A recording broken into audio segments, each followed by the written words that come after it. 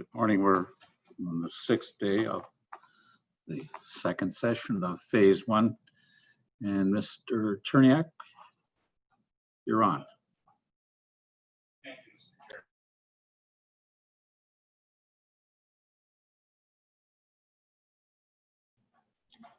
I have the exhibits from last week that I needed to provide in paper form, if you'd like me to pass those up.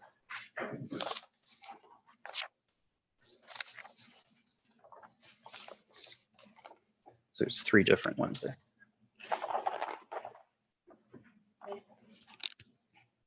These are existing exhibits? Sorry, now you're muted. These are existing exhibits or ones you're just introducing? Those are existing exhibits that I had marked last week but did not have printed out. Thank you.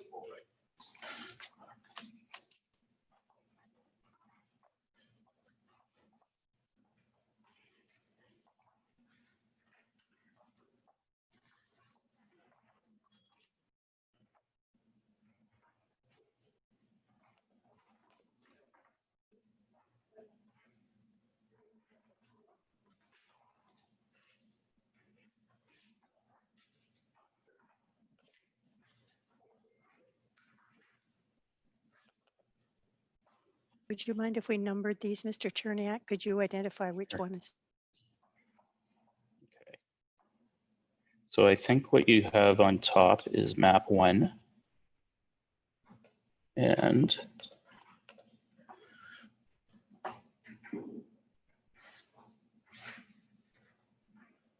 That's in the blue, is that correct? sorry. Oh, yes, that's right. I'm just looking for the email from Mr. Kagan with the exhibit list. Here we go.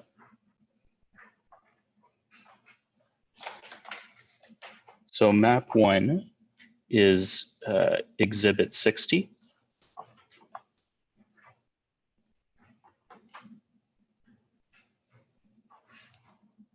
Next, I believe you have the Seton zoning bylaw, which is exhibit 61.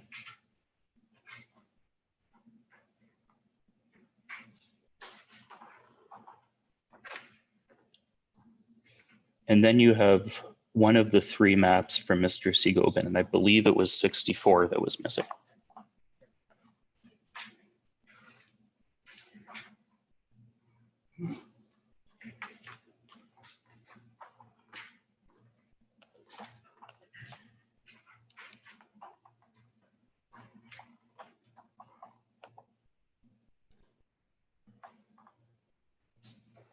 Two-way traffic flow, is that correct? Yes. Yeah, 64. Okay.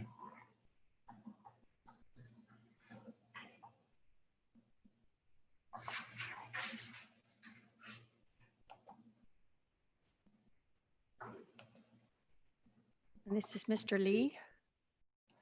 Yes. So we're ready to. Mr. Lee, do you prefer to be sworn or to affirm?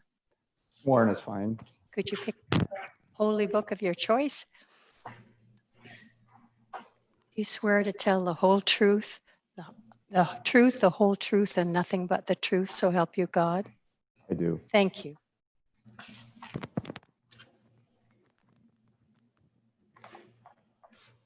Okay. Good morning, Mr. Lee. Morning. Thanks for coming in. Mr. Chair, I thought I should note that I've spoken to the city and we have agreed that this will be a cross-examination followed eventually by the city doing a re-exam after the other parties have had their opportunity. So, Mr. Lee, I'm going to go right to screen sharing here. And you'll see the wrong thing at first, but I'll correct that. So this is what we're looking at here is the YRA document book, tab C, and it's the attachment to the outline of evidence of Patrick Lee.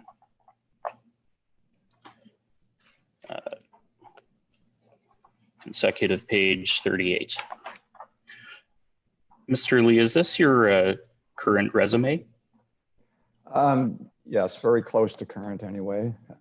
Certainly suffice for the purpose. Okay. You're a registered professional planner and the Director of Policy and Planning of the Corporation of the City of Richmond Hill, right? That's correct. Okay. And you've been in the city role since 2009? Correct. And you were you in that role through the entire official plan process leading up to 2010? Yes, I was. Prior to that, you were a planner with the City of Toronto, right? Correct. Okay. You've given expert evidence at the LPAT or OMB as a professional planner in the past? Indeed, I have, yes. Okay. Do you agree to give opinion evidence that is fair, objective, and nonpartisan? I do. Do you agree to give opinion evidence that is related only to the matters that are within your area of expertise? I do. Do you agree to provide such additional assistance as the tribunal may reasonably require to determine a matter and issue in this hearing? I will. Do you acknowledge that these duties prevail over any obligation owed to you by a party in this hearing? I understand that, yes. So I'd like to qualify this witness as a professional planner. Any issues? So Thank you. I think I'm hearing a loud echo in my headphones. Does anyone else hear that? If not, I'm going to take off my headphones. It's slight, but not extreme. Okay.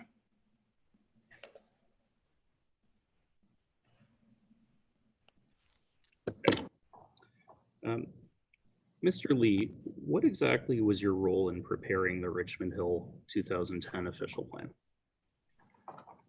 As the director of the section responsible for preparing the plan, it was sort of direction, oversight, vision. There was a team of people that were responsible for preparing the plan that included consultants, people from other departments such as development engineering and transportation. Our land use policy section, which is one of the 4 sections that I had, had sort of primary responsibility for the plan. By and large, I had sort of editorial comment over all of the development of the plan, as did the Commissioner of Planning and then ultimately Council. So in your role, are you essentially number 2 in the planning department after the commissioner? Yes, there's more than one number 2, though, I guess would be a way to put it. Okay. When the 2010 official plan was adopted, you believed it was good planning, right? I did, yes. Okay. And at that time, you supported the maximum designation of 3.0 FSI for the Yonge and Bernard KDA, right? Correct. Now, I'm sure recall that on April 16, 2019, Council adopted a motion to amend the 2017 secondary plan, or at least to propose amendments at the LPAT hearing, right? Yes. And that was the first time that the public would have learned that Council was interested in amending that secondary plan, wasn't it? That would be correct. That motion wasn't written by you, was it? No, it wasn't. And you didn't prepare a staff report recommending a motion of that sort, did you? No. Okay. And there wasn't any staff report supporting that motion, right? That's correct, there were not. Okay. So when Council began the process of seeking greater heights and densities, they did it on their own initiative, correct? That's correct. And if Council had not done that, the city's plan before that motion was to go forward with the June 2019 hearing in support of the 2017 secondary plan, correct? That's correct. Okay. Now we know that in May 2019, Council rescinded its motion, supported an adjournment, and ultimately was given approximately a year to make revision or recommend revisions, correct? Correct. Okay. In that same motion, would you agree that Council was clear that it intended to pursue greater heights and densities? Yes, that's correct. So effectively, council declared that it no longer supported the plan that had been proposed by staff, right? Correct, yes. Why didn't the city go to Urban Strategies and ask them to provide new preferred options? In terms of developing the new plan, Yes. okay, so we had an opportunity, obviously, to look at, I'm getting quite a bad echo here, just sorry. Okay, let me just.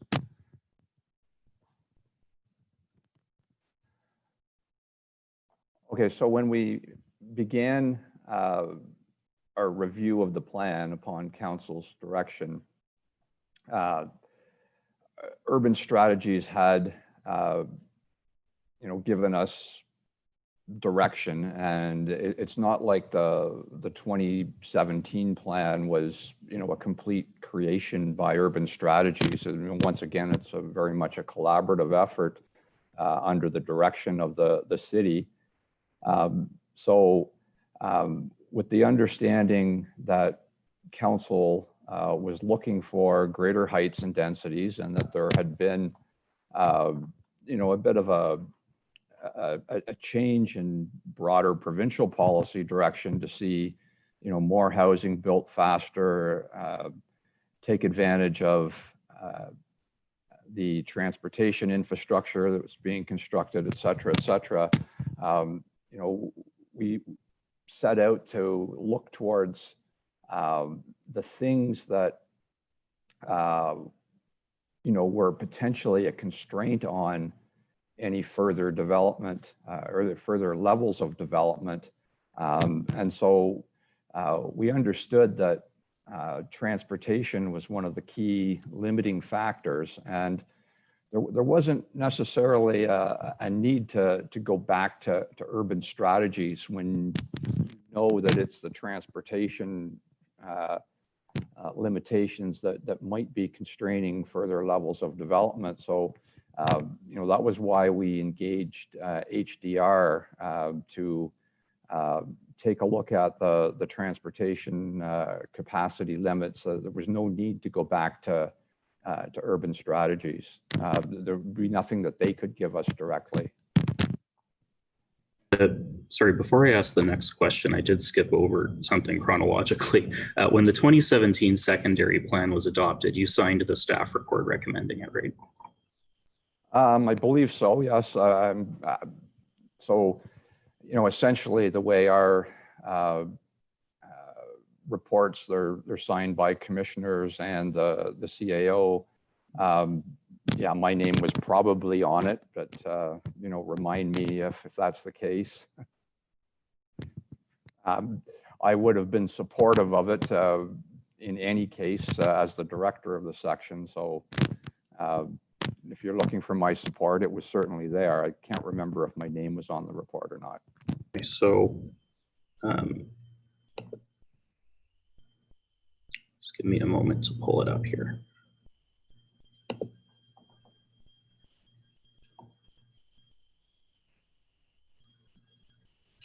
Tab 25. So I'm going to pull up on the screen. This is tab 25 of Exhibit 1. It's the Committee of the Whole report. And if you go right to the last page, it shows that you approved and signed it on November 14, 2017, right? Yeah, that's in the e-scribe system. Okay. Yep. So when the secondary plan was adopted in 2017, your opinion was that it was good planning, right? Yes, indeed. And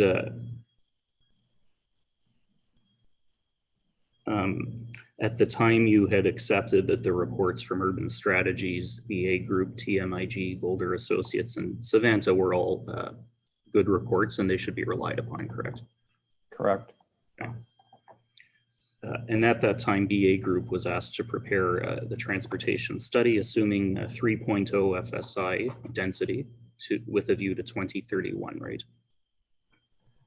Yes, their work directed to a great degree the levels of development that were possible from a transportation constraint perspective. It wasn't so much that we said, we want a 3.0 plan. It's kind of, can a 3.0 plan be accommodated? And what I recall from the BA work was that they concluded that 2.93 FSI overall was possible, so basically 3.0. Number 3.0 came from the official plan, right? That's correct, yes. Okay. And at the time, BA Group was not asked to consider 4.0 FSI or 2041, right? They were not.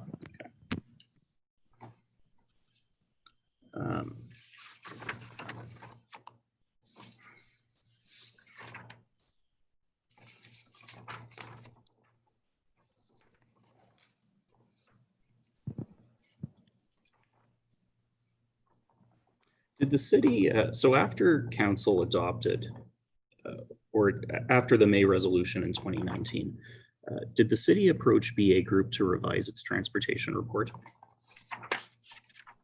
No, what we did was we sought a peer review of the work. When you're looking for to determine whether something is indeed correct, or looking for slightly more or a slightly different direction, you undertake what's generally known as a peer review. So you need a different group to undertake a peer review. It's pretty impossible to peer review your own work. So we sought out another transportation consultant to take a look at the work that BA had done. And HDR was a transportation consultant that was on the city's approved roster. And we were of the understanding that they had the ability to undertake the work required. So they were retained to do that. So from your answer to the previous question, though, my understanding was that BA Group had not been asked to analyze 4.0 FSI or 2041. So you didn't necessarily need a review. You just need a different, if you don't want to use the assumption, different circumstances to consider. I wouldn't characterize it that way. When we hired BA, there was a policy number in the plan, but it was like how much traffic capacity is there in relation to FSI? That was the question. And it wasn't like, you got to get us 3.0, you got to get us 4.0, you got to get us 2.0. The question to them was how much? And in fact, based on the work that they did, they came out at 2.93. So there wasn't specific direction to BA to find us 3.0. It was, tell us what capacity there is. Your opinion that if you went back to BA Group, they would provide the same recommendations? A good chance that's what would happen. They stand behind their work, obviously. They believe in it. They did work based on the investigations they did, or they came to conclusions based on the investigations they did, and it came out at 2.93. So it didn't seem like it was a worthwhile thing to go and ask someone if the work they stand behind is good work and they still stand behind it. So that's why we engaged another consultant, largely at the direction of council and the changing provincial and regional direction of, more housing, et cetera. We engaged HDR to see if there was more sort of development capacity room. And, we didn't know what the answer would be. HDR, may have told us there was none. And then we would have, not made the changes to the plan that we did, but they came back and told us that there was more. So it was never that we were telling transportation consultants, go find us this, go find us that. The question was always, how much capacity is there? Tell us. So I just want to be clear about this. Your evidence is that nobody in the City of Richmond Hill Planning Department contacted BA Group, even just a phone call, to discuss the possibility of revising its report. Not that I'm aware of. And then in May Oh, in May 2019, the transportation expert within Richmond Hill who was responsible was Richard Huey, right? Correct. And he's since left the city. That's right. Did his leaving have anything to do with the secondary plan? No, not at all. So I understand why you say you went to HDR, but I'd also like to understand, why did the city not hire an outside planner in light of council's opinions on planning staff's work at that point? I guess there wasn't necessarily a reason to do so at the time. You know, we took direction from council to investigate whether there's an ability to have further development parameters beyond the 2017 plan. And, you know, overall, my opinion was that, you know, if there can be more and more can be considered good planning, we as staff were happy to look at that. And so, you know, the first idea wasn't to rush out and hire another consultant at great expense, something we were happy to look at ourselves. So before April of 2019, before the motion, it was your opinion that the 27.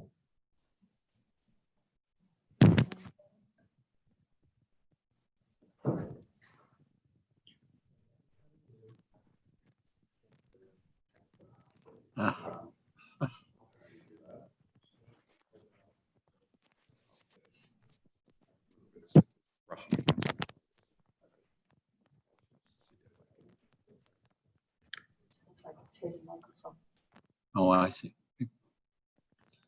Thank you. Okay, ready There to. was just some background noise coming Great. through. It's hard to hear him over the noise. Okay, so Mr. Lee, prior to the motion in April 19, it was your opinion that the 2017 secondary plan was appropriate to defend at the LPAT, and you were preparing for the hearing that summer.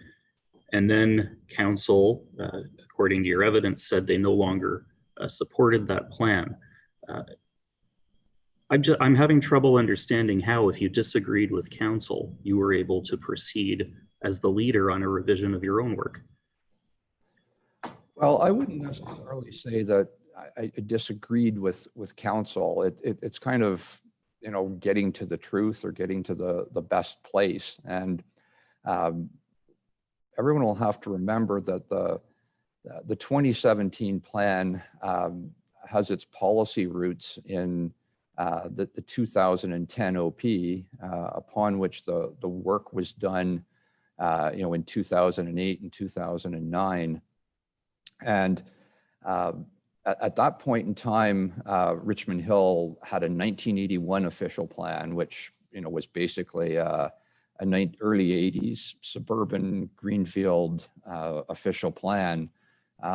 In 2008, 2009 was determined it's finally time for a new official plan, one that would provide the ability for some urban intensification. And that was really Richmond Hill's first foray into urban intensification.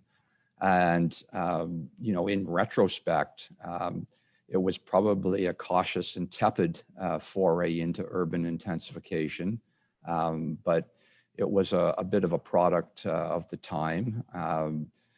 It was a level of intensification that the residents could live with, that council could live with, and actually the development industry could live with, in terms of them being able to develop properties and make a dollar selling condo units or townhouses or whatever. Over the past dozen years, things have changed quite a bit. And so we're seeing, and, you know, much of the evidence around this has been put in by Ms. Anderson earlier in the hearing, around the changing provincial direction. And the development industry has certainly seen rising land values, which, obviously dictates greater heights and densities in order to make a go of development financially. You get to 2018, 2019, and you look back and you start to understand why the secondary plan that was adopted in 2017 might more or less be considered out of date in terms of the current planning paradigm and the current provincial direction. So all in all, in some ways, I guess I wasn't entirely surprised that council directed us to look into further intensification. Without a doubt, the 2017 plan was in conformity and reflective of the 2010 Part 1 official plan, but a lot had changed in the past 10 years. So in terms of getting to a plan that is current and forward-looking, having a look at increasing the heights and densities as council asked us to do was probably good and prudent planning, and hence we undertook that. So, Mr. Lee, you've given a lot of reasons why you might have changed your opinion about the 2017 secondary plan. And to me, it would have been helpful if you had written a report like that in 2018 that council was relying on. What you're talking about is hindsight after council told you to reassess your opinion, correct? I wouldn't necessarily characterize it as hindsight, because you'll have to recall that Of your opinion at that time. So let's remember that we're in an LPAT situation, and you have to be able to bring a plan to the LPAT that passes the scrutiny of all of those involved. And so, having another look at things, I don't consider it, a big change of mind, because the LPAT will be the approvers of the plan. So, maybe what staff said in developing the 2017 plan is sort of one thing. Council adopted it, but upon an appeal, then the plan is open for scrutiny. And it's not to say that staff's opinion was entirely proper and current, nor to say that the 2017 plan was proper and current. Situations evolve, and ultimately nothing's deemed proper and current until the LPAT issues its order. So we're amongst this process where, okay, we better go back and have a look at things, and we were happy to do so. So I don't think it was like we sort of turned tail or turned our direction, because there was no absolute direction set when something's under appeal until the LPAT issues its order. So when council passed, you say that the plan at some point would become untenable and the LPAT expects a tenable plan. Was it your opinion that once council passed its resolution in April of 2019, that was made the plan untenable because it was now clear that council did not support the plan? Well, I think overall, it was a situation where, as planners, myself and others could see that, the planning world was changing, and council obviously, saw this or just simply directed us to look at a plan with higher heights and densities. So, the timing of it was probably appropriate in my mind, that given that if, let's put it this way, it may be an easier way to explain it. If resources and timing had allowed city staff in, say, 2011 or 2012 to do a secondary plan for the Yonge Bernard KDA, Well, that's one thing, because, you know, it would be, the planning paradigm would be entirely consistent with the 2010 OP. Unfortunately, it takes a lot of time to get to the work you need to do. You know, we didn't start the KDA secondary plan until probably late 2016. I can't quite remember the dates, but that's a whole world beyond when the Part 1 OP in 2008 and 2009 was developed. So it's just you know, the world changed, and council saw this and directed a change, and we looked at it. And that was not your opinion before council's motion in April 2018. Sorry, that was not your opinion before council's motion in April 2019, right? You came to that opinion after the fact. I did. When you sort of look at It's going to take a long time if you keep going on extensively. You've answered my... With all due respect, Mr. Chair, when you examine a witness under summons, you don't have the benefit of coaching the witness's evidence or preparing in advance. The witness has the right to answer the questions as best as he sees fit.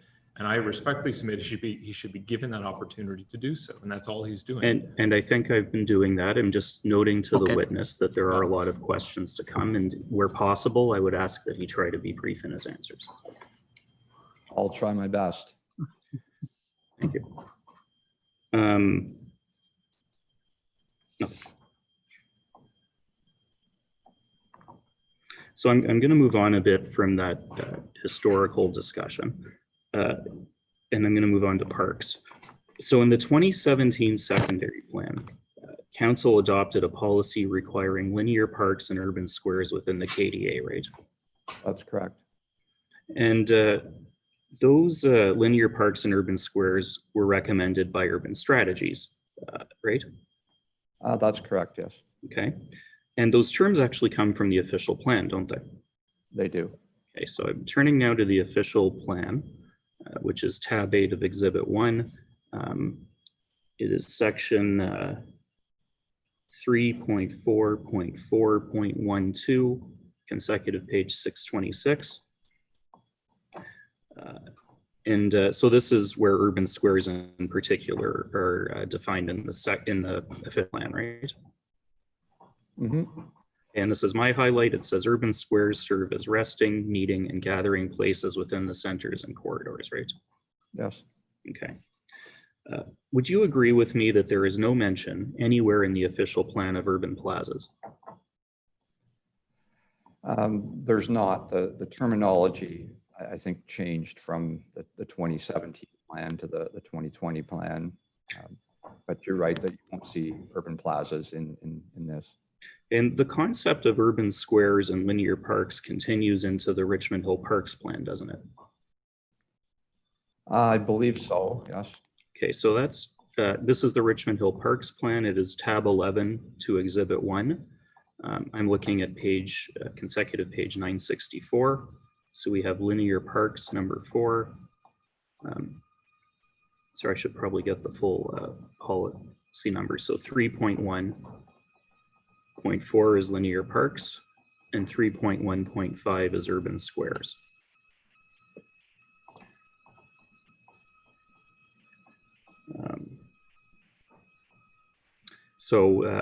It says that urban squares, the target of, and again, these are my highlights, the target users of urban squares include not only local residents, but also people working, shopping, dining, and attending appointments or business functions nearby, right? Mm-hmm. So it's not just about walkability from the local condominiums, is it? Correct. Okay.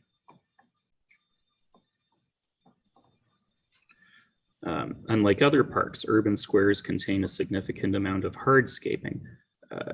So that's constructed surfaces and detailed landscape elements. While comfort of use is important to all park types, the design of urban squares specifically focuses on provision of flexible seating, shade, and shelter from wind and rain, right? Yes. Okay. And urban squares give a place an identity and act as landmarks at which people arrange to meet or use the purposes of given directions, right? Correct. And this parks plan remains in force? It does, but we've been directed by council to undertake a new parks plan, and we're actively seeking to retain a consultant to undertake this work and start it as soon as possible. Would you agree with me that there is no mention in the in the parks plan of urban plazas? There is not. Go to consecutive page 993. So this is section 5.5 of the parks plan. And this proposes to use a concept plan based analysis for parks, right? That's how you determine essentially the amount of the parkland needed in Richmond Hill? That's correct, yes. Okay. And the city used this concept plan based analysis to prepare the 2017 secondary plan, right? No. What you're seeing here in terms of needs analysis is very much a citywide needs analysis. And I think when you're setting, broad or higher level policy direction or developing a parks bylaw, the needs analysis at a high level is really important. The smaller the geographic area, I think what's important is more functionality.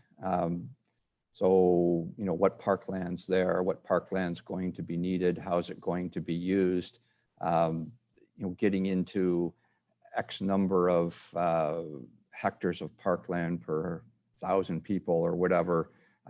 Really good thing to do at a citywide level, not a good thing to do on a smaller area level. So we did not sort of utilize a numbers-based system in determining needs for the Yonge Bernard KDA secondary plan.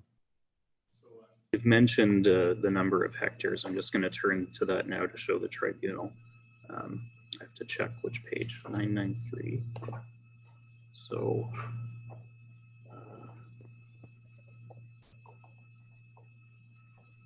this is what you're referring to is on page 1072 here. And it explains that citywide, at least, there should be 0.23 hectares of parkland for each 1,000 people, right? That's correct, yes. Okay. And what it does is it determines that out of the centers and corridors, which is partly where includes the KDA, there should be a total of 5.2 hectares of parkland, right? Yes. Okay. So if you were to follow the numbers system here, the proposal, at least the 2020 modification, is for 11,300 people. So there should be about 2.6 hectares of parkland in the KDA, right? If you followed the numbers. Yeah, and keep in mind, these numbers that you see in the parks plan relate to all of the centers and corridors. And that's basically all of Yonge Street, all of Highway 7. So on a pure numbers basis, if you ended up with that sort of 5.2 hectares or whatever it is, it's on an overall basis. And, each area is different from the other. So, once again, this is kind of high level, but, we did not feel it was appropriate to try and line up with the numbers in the parks plan, particularly when you're given a smaller geographic area. But the reason why the KDA is here at Yonge and Bernard is because it's considered to be underdeveloped, right? It's a growth area. It's an area that provides opportunity for intensification. Whether you'd call it underdeveloped, it does what it does right now. It's largely a undeveloped land and shopping center.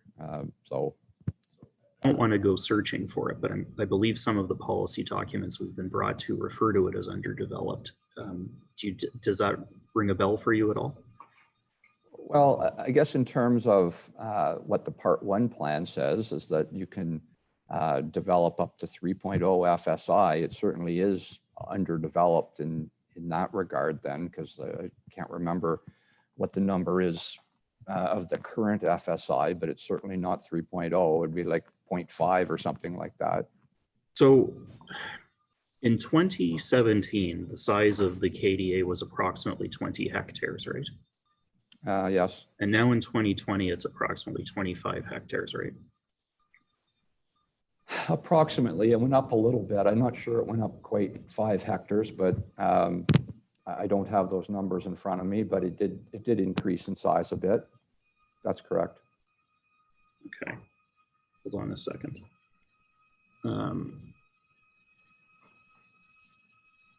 So I'm going to go to, oh, I'm already there, tab 31, page 2431. And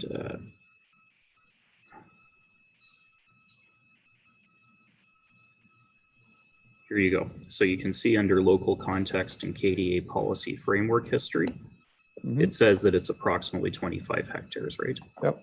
So that's Very the good. 2020 proposal. Correct. So when you're talking about the amount of potential parkland in Richmond Hill along the centers and corridors, so that's Yonge Street and Highway 7, I think you said, right? Where are you going to find larger areas than 25 hectares outside of Richmond Hill Center and Yonge and 16th?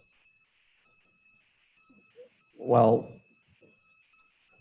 I guess sort of getting back to the notion of, you know, amounts of parkland in the centers and corridors, there's quite a bit of land in the corridor area.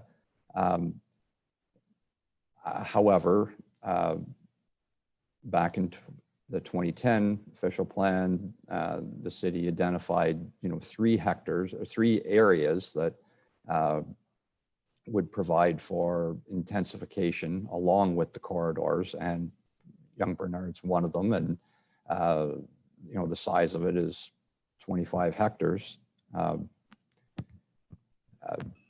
I would, So in terms of a contiguous planning area, no, you probably won't find, you know, other than Richmond Hill Centers larger than 25 hectares.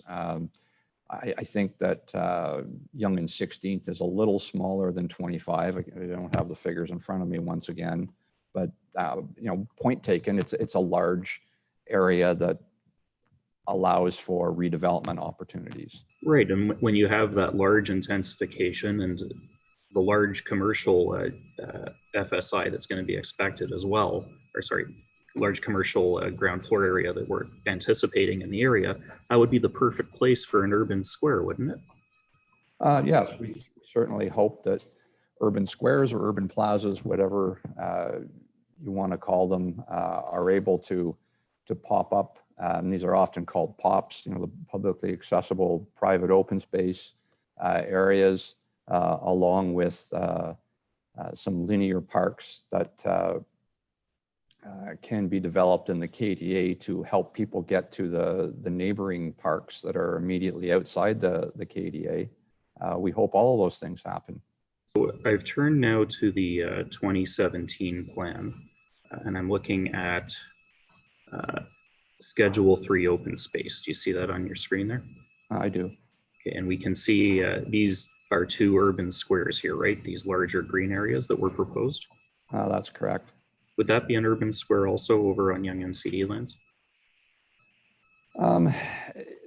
Yes, they can kind of be what they end up being. You know, we identify areas of public parkland in a plan, and you know how it actually plays itself out through the development process is always to be determined.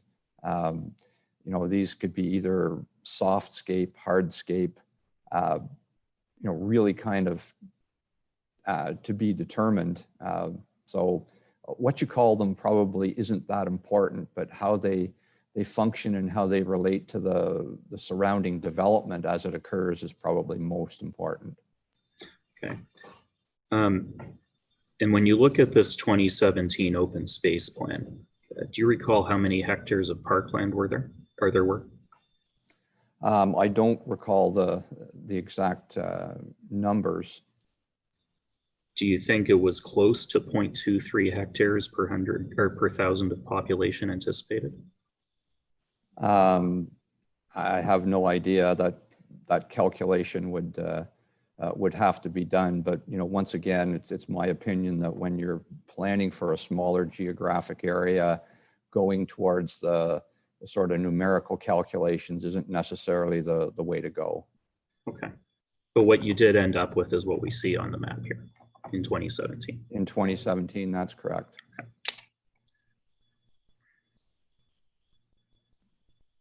Okay, I'm going to move on from parks.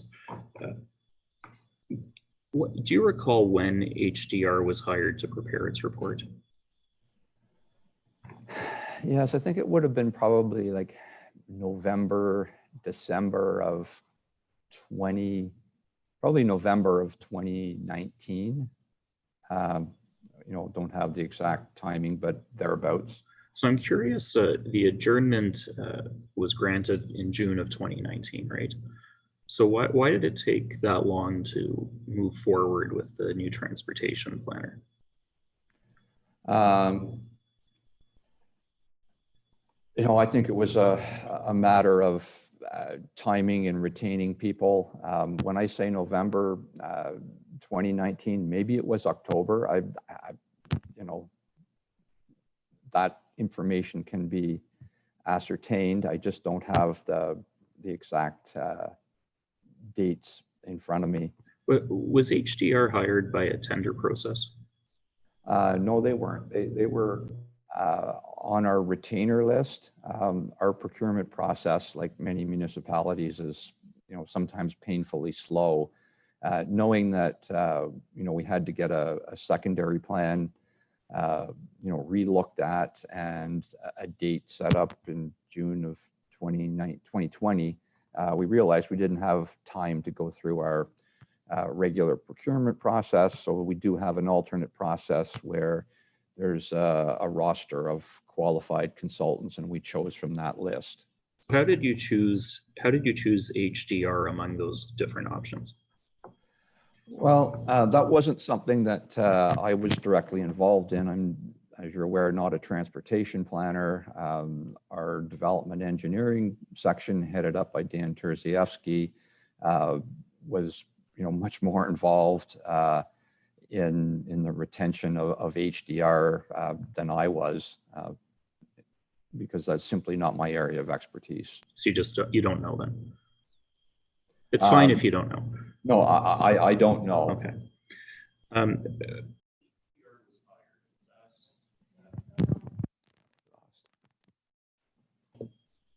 Okay. When HDR was hired, they were asked to look into a scenario with 4.0 FSI looking forward to 2041, right? Well, once again, I'm not so sure that the direction was 4.0. It was, oh, I'm getting a really bad echo here. Sorry.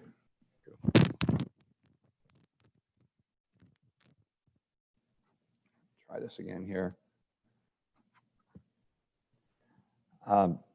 So once again, there was no specific direction that I'm aware of that you got to go find us 4.0. I think that transportation consultants, in order to do testing, have to have some parameters in order to undertake their tests. So it was one of the, I think we asked them actually to look at 3.5 and 4.0 and maybe even 4.5, but it wasn't go find us that. It's, tell us, what the area can accommodate. That was the direction. I do understand that, and I'm not trying to suggest otherwise. They were asked to run a scenario. I haven't seen 4.5. I believe 4.0 is the scenario they were asked to run. Maybe that was the largest. Once again, I wasn't giving direction to HDR directly. That would have been Mr. Terziewski and his staff. Are you aware that HDR was directed to analyze what would happen with a 30% modal split for transit? Once again, those details, a little bit unclear to me. That may have been the case. I wasn't directly involved in the work that HDR was. Mr. Terzievsky and his staff certainly were. Are you aware that HDR was directed?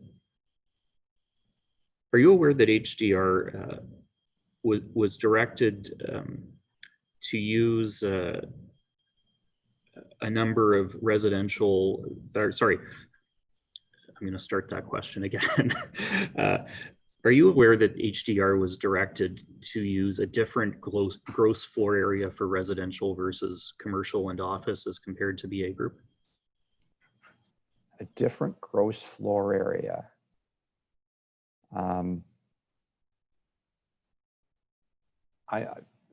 Can you explain a little bit more? Because yeah, what I'll do is I'll take you to the report. So this is HDR's final report. It's tab 39 of Exhibit 1, continuing page number 2720.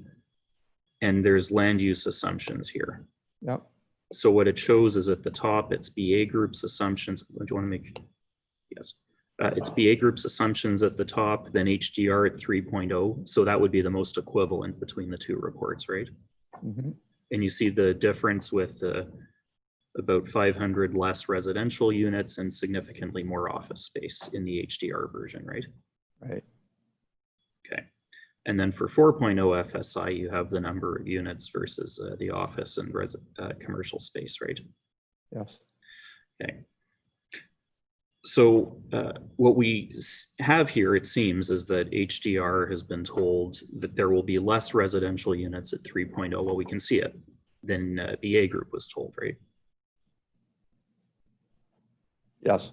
And when it goes to 4.0, that difference is going to be multiplied because the difference continues and going up to 4.0. So instead of starting with whatever number led to 4,700 at 3.0, you're starting with a number that led to 42. So if BA Group had done 4.0 with the same assumptions, it would have been higher than 5809, right? Say that again. Sorry, didn't quite hear. So if the calculation for the number of residential units that BA used had also been used by HDR Group, HDR would have shown even more residential units at 4.0 FSI, right? That's correct, yes. Okay. Now, do you know, and it's called land use assumptions, do you know who told HDR to make these assumptions? It would have been my land use policy group. And I do recall some conversations about the sort of office to residential mix, and some thinking and desire that it would be great to see more employment. That's always a good thing to develop a mixed use area. And I suspect that that's maybe where some of the change came from. Once again, at this particular level and the particular conversations that were had, I was not, once again, directly involved.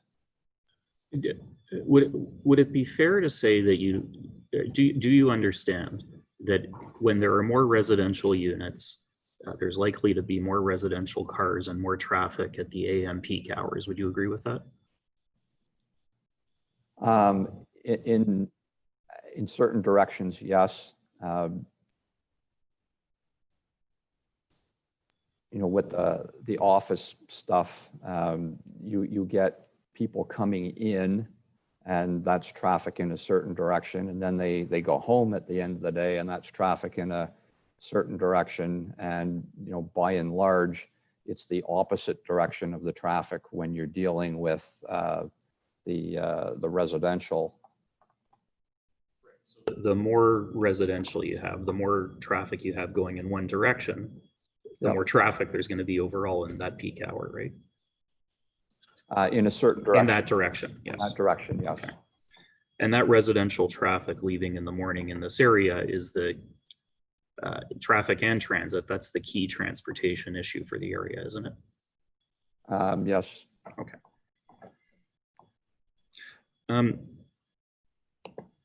Now, am I right to understand that those assumptions come from, so this is tab 40 of Exhibit 1. It's titled Population and Job Forecast. It was Appendix H to your report to Council in 2020. This is where those numbers come from, right? I believe so, yes. Okay.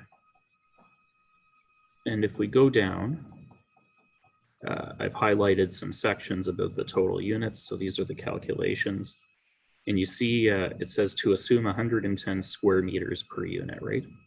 That's correct. So would you be prepared to agree with me that that's approximately 1,184 square feet? That'd be about correct. Yes. Okay. Do you think an average unit size of 1,184 square feet, is that realistic in condos? That's a little bit high. Okay. And the secondary plan only requires a minimum of 5% of units to be 3-bedroom, right? That's correct.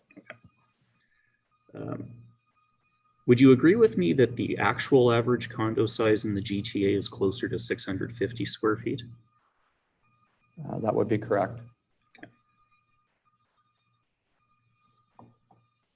So what these numbers do is they actually underestimate the number of units, don't they?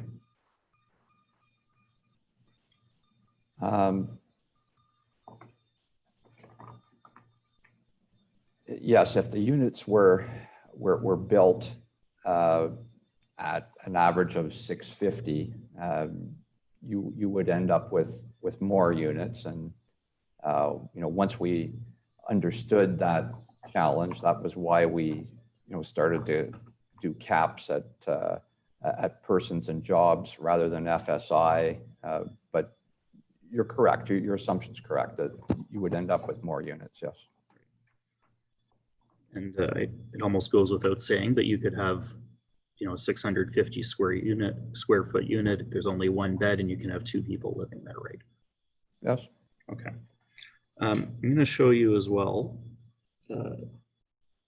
One of the other assumptions here, this is on page 2934, was an assumption of 1.9 residents per unit in the apartments, at least. You see that there? Yes. So for a 1,183 square foot unit, that's probably also underestimating the number of residents per unit, isn't it? Yes. If the units were built at 650 rather than 1,100, and just to let you know where the 1,100 square feet or whatever came from, it comes from the region of York numbers that they were using, which, once again, I'll admit are kind of high. We took those numbers, they were published, they were available, they'd been used before, but I'll admit they're kind of high for an average condo unit size. 1.9 apartment or 1.9 residents per unit maybe would be realistic for 650 square feet, but it's just not realistic for 1,183 square feet, right? I don't have the statistics on that, but at least anecdotally, we see that there typically isn't a huge difference in the PPUs based on square footage. The differences come about somewhat in terms of bedroom sizes.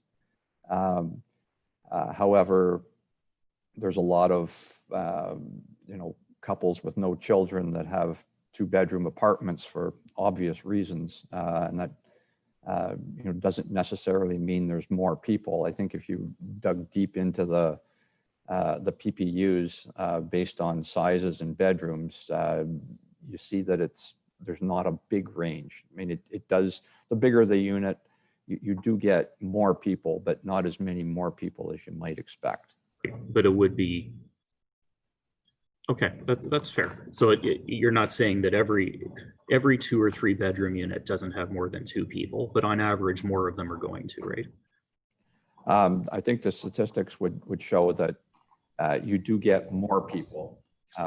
Exactly how much, I don't have that in front of me, but that would be my opinion, that you would get more people, but maybe not as many more than as you think. Okay. So I'm not going to ask you about the modal split because you've said that was not your area. What I do want to ask you about though is this number 4.0 FSI. Where did, because that wasn't, I assume that wasn't a transportation decision to look at 4.0 FSI. Where did that come from? Well, it simply came from, that being the next sort of quantum above 3.0. And, once again, my understanding of the way the transportation consultants do their work, have to do their work, they do need sort of a target to test. Not that they're trying to get to that target, but they need a target to test. And so we had a plan with 3.0. Let's see what happens at 3.5 and 4.0. And so that's what HDR did. I'm going to put it to you that that number 4.0 actually came from Council's April 2019 motion. Is that fair? I can't recall. Maybe it did, but I can't recall. If you'll trust me that that's what the motion says, does that refresh your memory? Not entirely, but what I seem to recall was, a council motion to direct us to investigate higher heights and densities. And I just can't remember whether it said 4.0 or not. Whether it did or it didn't, I think that, 4.0 being the next quantum up from 3.0 would be appropriate for our transportation consultants to look at one way or the other. So I don't find it an important fact to check. But if you've got the fact, you can show me, and I'll agree with it if that's what it said. I just don't have it in front of me. That's all. That's fair. So I'm looking at tab 28 of Exhibit 1. I hope, yes. Okay, so this was the motion. There are a number of whereas clauses that go on. I'm trying to scroll down to the active clauses. My computer has slowed down a little bit here. There. Number 3, that the overall density for the KDA shall be 4.0 FSI, and then with maximum densities for corner properties at 5.5. So that's where 4.0 FSI came from, right? Okay, very good. Okay, and then, and it's logical, I think, that staff took that number that council had at one point adopted and then used that to run an analysis, not necessarily saying give us 4.0, but that was the analysis that you reviewed, right? Yep, that's what we reviewed, 4.0. It was a logical next quantum. Okay. Now, I will point out to you, to be fair to you, that, and you know this, I think, that technically this resolution was rescinded and then a new one was adopted in May. And I won't tell, the May one did not include 4.0, but it did say higher heights and densities in a more general way, right? Yep. Well, I'm not sure what my friend means by technically. I think it's clear on the record that it was rescinded. So I'm not sure if my friend's trying to qualify that in some way, but that's contrary to the evidence. The evidence is clear that the motion was rescinded by council. I'm not trying to qualify it in any way. I apologize if it was taken that way. So having clarified that, that doesn't change your answer, does it? No, it doesn't. 4.0 was the next quantum up to look at. Whether it was said in April and rescinded in May, not relevant. It was the next quantum up, and it was a good practice for HDR to undertake to look at 4.0.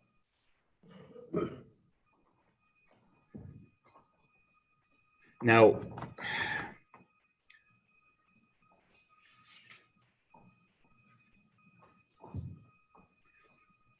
my other question is, why did you ask for HDR to review this with a horizon of 2041 instead of 2031?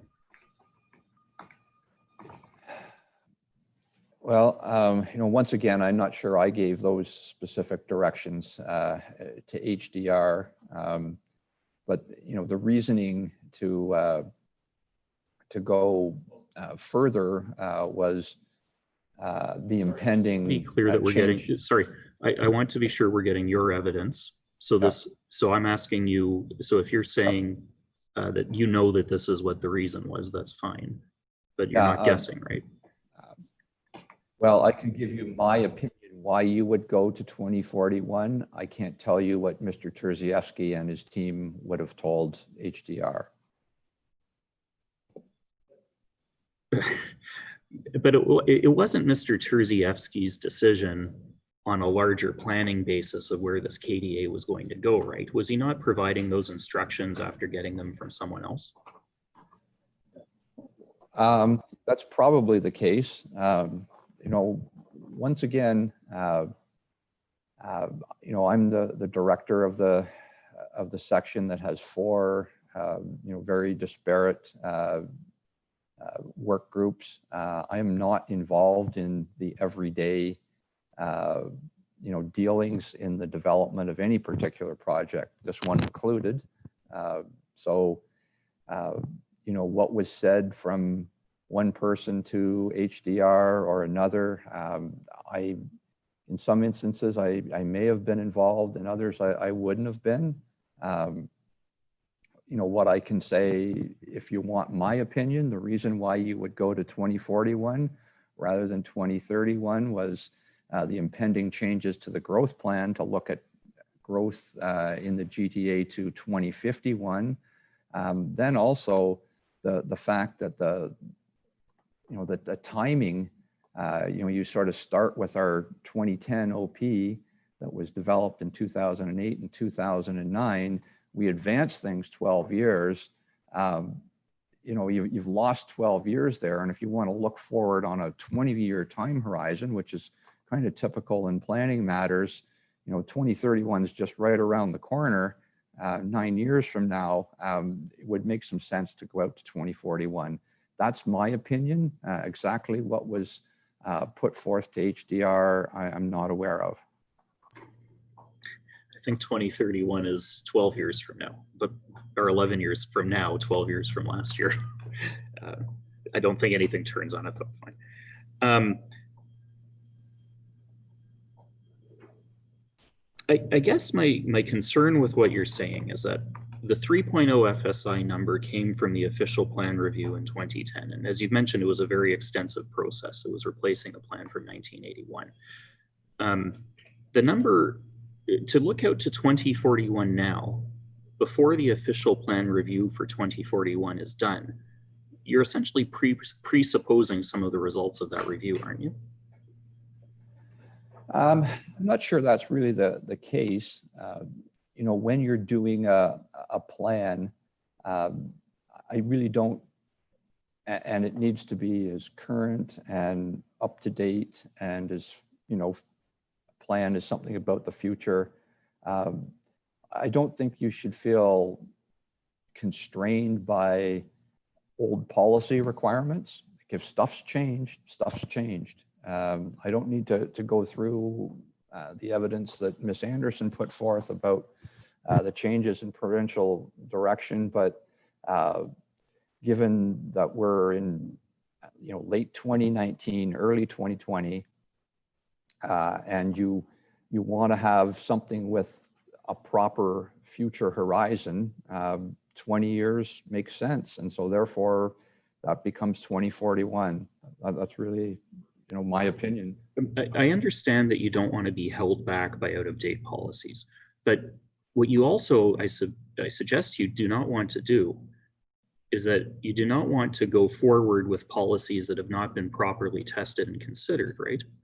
So, and I'm sure your opinion will be that the 2020 proposals were properly tested and considered, but the 2020 secondary plan. The point I'm trying to make, though, is that the overall plan for Richmond Hill, nobody has looked at Richmond Hill as a whole and recommended that 4.0 FSI is appropriate for this specific KDA yet, have they? In terms of the overall plan, well, the challenge we have is that this plan is before the LPAT now. It's not before the LPAT 3 or 4 years from now, after we can do you know, a more urban structure analysis of Richmond Hill. And so you know, it's really my opinion that we have to come to an answer on this plan, and it has to be up to date, it has to be current, it has to be the best plan that it can be for the next 20 years. So based on the changes in provincial and regional direction and changes in planning paradigms for taller buildings, taking advantage of transit infrastructure, et cetera, given that this plan is up for determination or adjudication at this point in time, do the plan that makes the best planning sense.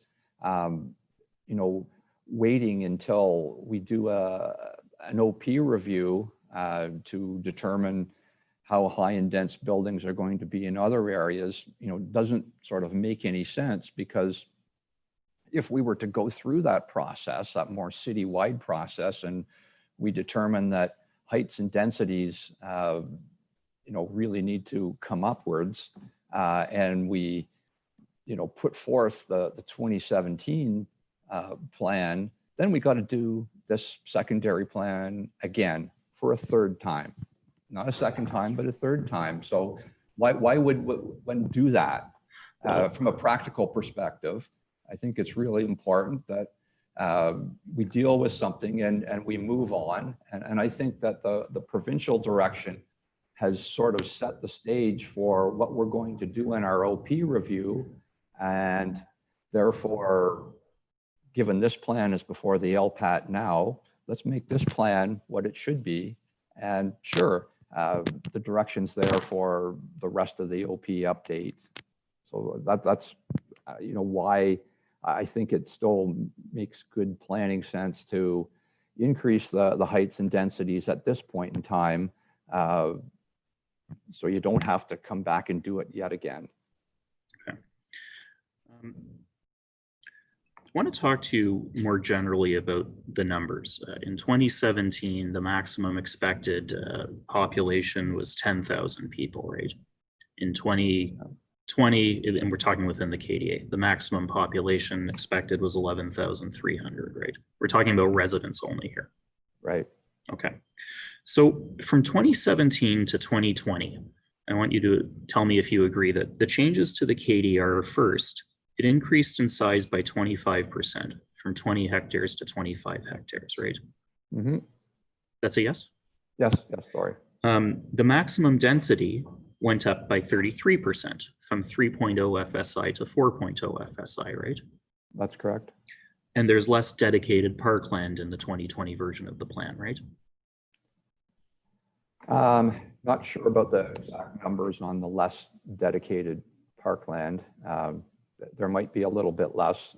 We got direction from our council through our Financial Sustainability Committee, which was a committee that looked at all of the city functions, and, you know, parkland planning was one of them. We got direction to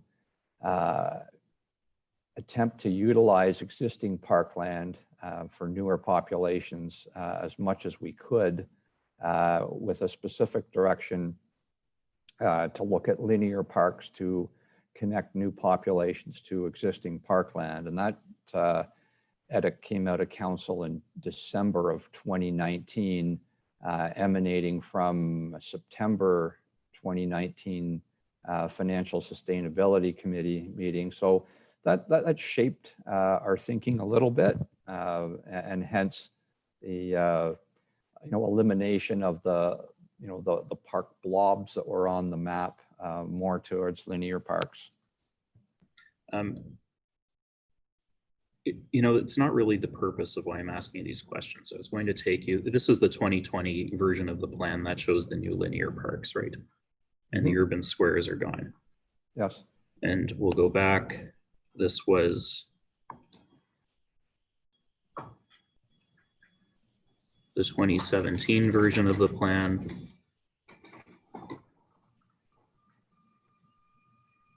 Eventually, it will show where the urban squares were.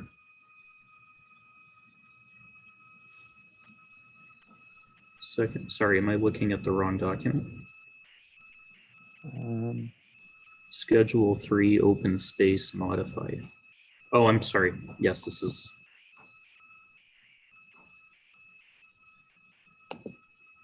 There we go.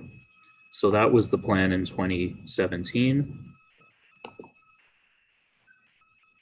This is the plan in 2020. And you're saying you're not sure that the amount of parkland has actually gone down when you look at the two. It may have gone down a little bit. I don't have those figures in front of me. So, so we'll put that to the side, but we do agree that the size of the KDA has gone up 25% and that the density has gone up by 33%, right? That's correct. So how is it that the residential population only went up by 13%? That doesn't seem realistic, does it? I just, once again, I don't have all those numbers in front of me as to how the residential population comes out of the increased density, and I just don't have that in front of me to comment. Sorry. You've been one of the senior planners in Richmond Hill for over 10 years now.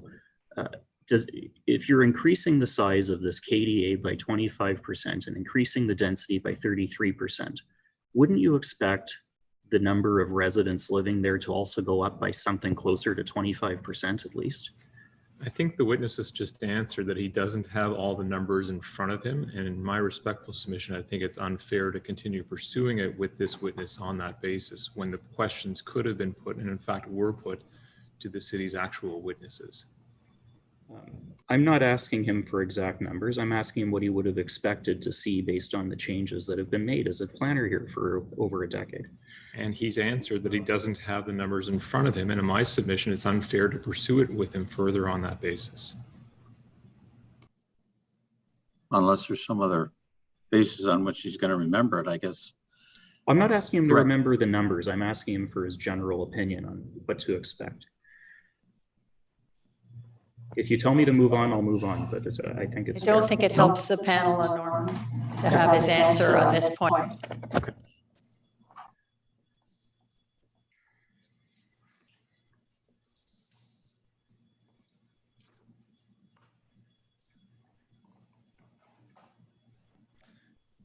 I'm going to ask you, because we looked at the numbers of the estimate of the number of residential units. Would you agree with me that the increase in numbers of residents from 2017 to 2020 really goes back to the number of units that the city estimated was going to come out at 4.0 FSI? I think that would be correct. Okay. And based on that, HDR did its transportation analysis. That was the basis of HDR's transportation analysis, right? Yes. So, but for those assumptions, HDR would have been analyzing more residents and more traffic at 4.0 FSI in 2041, right? Yes. Okay.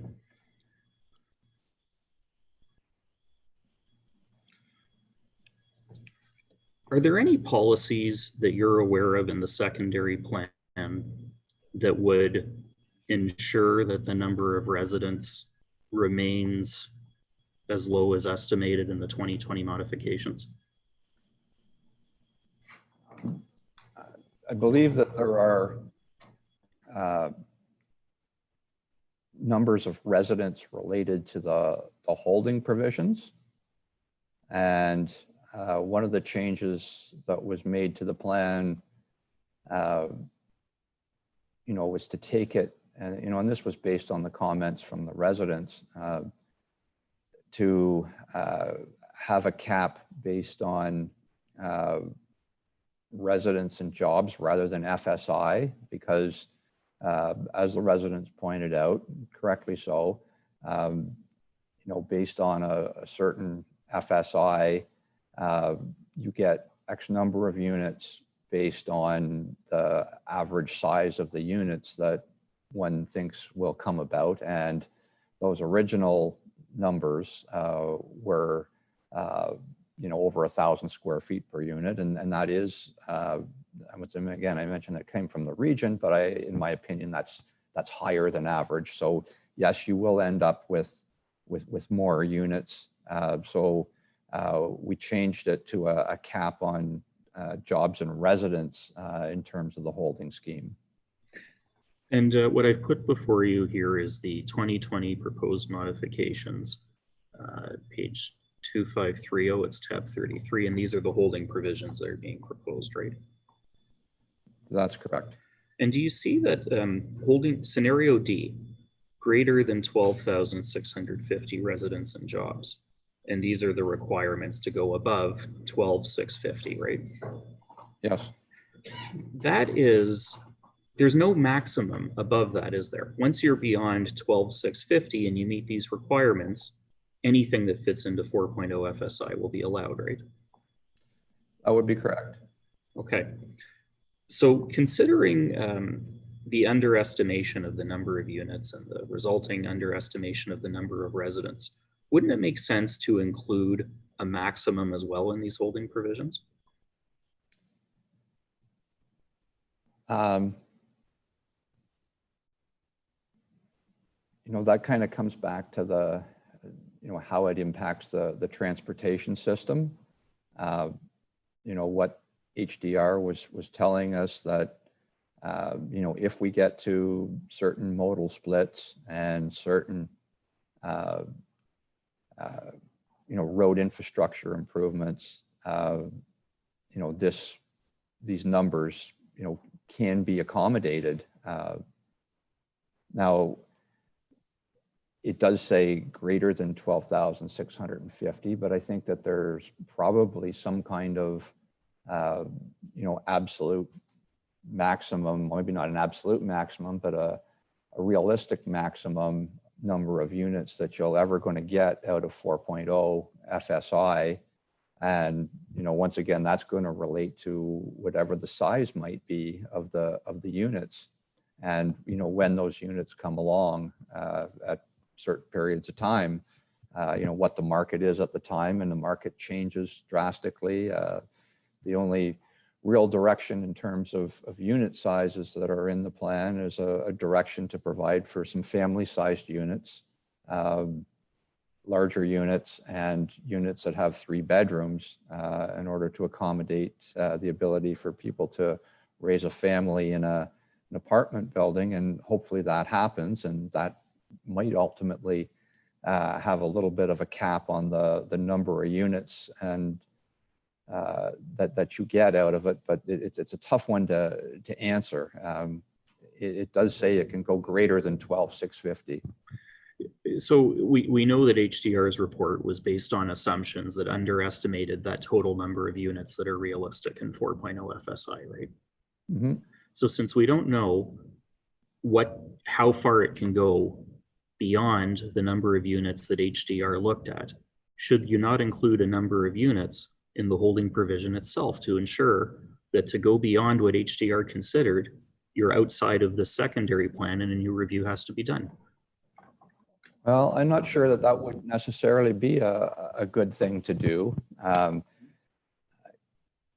Given that we don't know what the size of the units are going to be, one never knows exactly how many people per unit we're going to have in this area. It seems to me that, providing some flexibility to meet the demands of the market, would be good planning. You cap the number of units. Is that not an incentive to build bigger units? It probably is. Work towards however, doing what you've recommended. But I'm concerned about flexibility and also the ability to, support or buttress a decision to cap the exact number of units particularly when you don't know what the future holds. And we've seen that the world changes quite quickly. I'm not sure that would necessarily be a good thing. So you want, it is your opinion that this tribunal should plan for flexibility to allow the number of residents in the KDA to go beyond what was considered by HDR? I wouldn't necessarily say go beyond, but I think the other thing that you sort of have to remember is that there's the ability to relook at plans, if challenges arise. And, that can always be done. It's certainly my opinion that at the upper edges of development or parameters of development, that's a long, long way away. It takes a long time to see areas fully develop.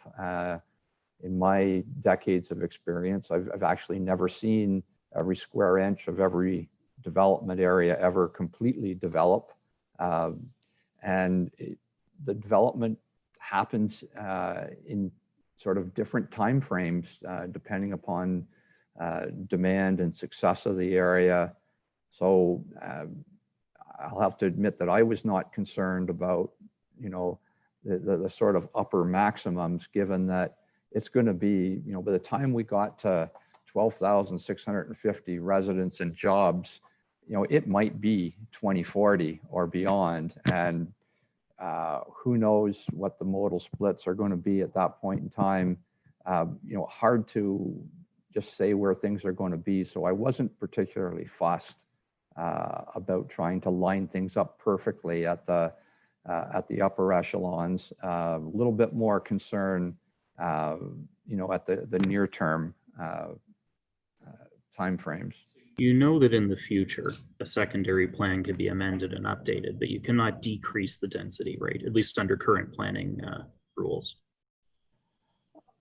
I believe that, if a council was to completely replan an area, that's possible. And I know there's been some recent changes to provincial policy and the growth plan. I'm not sure that necessarily applies to a comprehensive plan.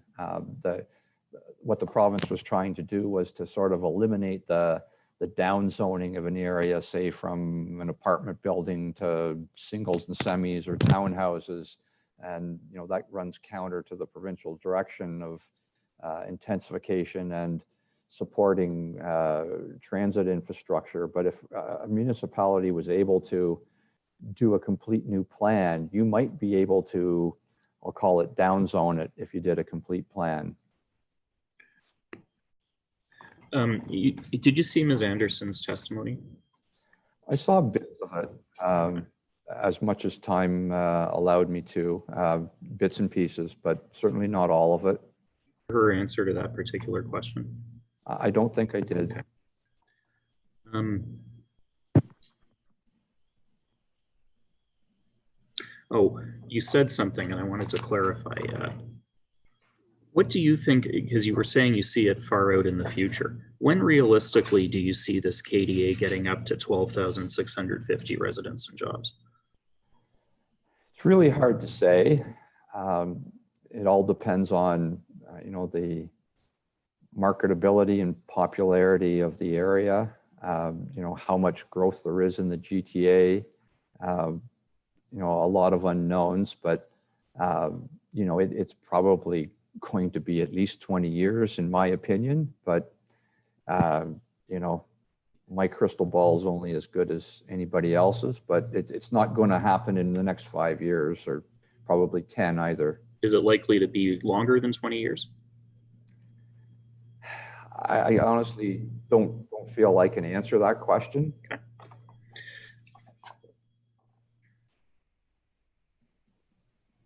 Okay, so I'm going to move on to height. And I don't know if now would be a good time for a break before I do that.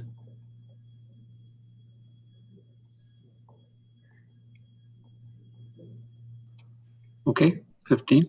Okay, thank you.